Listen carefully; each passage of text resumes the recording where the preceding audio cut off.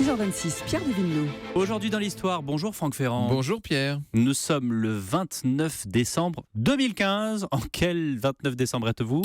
Nous sommes un vieux 29 décembre, celui de 1170. Oui, ça nous rajeunit pas. J'allais dire ça ne vous, me mais rajeunit moi pas non plus. Oui, c'est vrai. Rassurez-vous, je suis pas très... Alors, ce jour-là, 4 chevaliers entrent dans la cathédrale de Canterbury. Ils sont venus tuer l'archevêque, Thomas Becket. Mais qu'est-ce qu'il a fait de mal, ce pauvre homme ? Alors là, c'est toute une histoire. Après avoir fait des études à Londres et à Paris, ce Thomas est devenu clerc assez rapidement. D'ailleurs, il grimpe les échelons du pouvoir. En 1154, le voilà archidiacre et chancelier du roi Henri II d'Angleterre.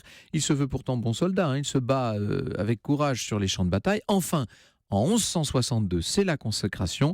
Il est nommé archevêque de Canterbury, autant dire la charge la plus prestigieuse qui soit. Et plus on monte en échelon, plus c'est le siège éjectable. C'est à ce moment-là que les choses commencent à tourner très mal. C'est là qu'on voit que vous connaissez bien la politique. Thomas Becket compte bien honorer sa charge. Ça implique de s'opposer au roi Henri II qui empiète sur les droits de l'Église. Il refuse également que le frère du roi, Guillaume Plantagenet, épouse Isabelle de Varennes pour cause de consanguinité. Enfin bref, le roi fait condamner Thomas pour son opposition. Ce dernier se défend d'abord, seulement il doit aller se réfugier en France. Le pape à ce moment-là essaie de réconcilier les deux parties. En vain, finalement, Henri II est menacé d'excommunication. Il n'a plus le choix, il accepte le retour de Thomas qui rentre à Canterbury début décembre. Mais vous imaginez que le roi est furieux, il lâche devant la cour. N'y aura-t-il donc personne pour me débarrasser de ce prêtre turbulent ?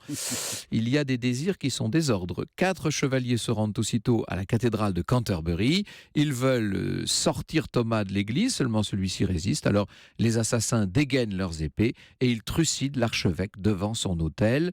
Il deviendra un martyr, un saint, mais ça c'est une autre histoire. Et l'histoire, on la retrouve avec vous, Franck, tout à l'heure à 14h sur Europe 1. Pour parler de Henry Kissinger. À tout à l'heure.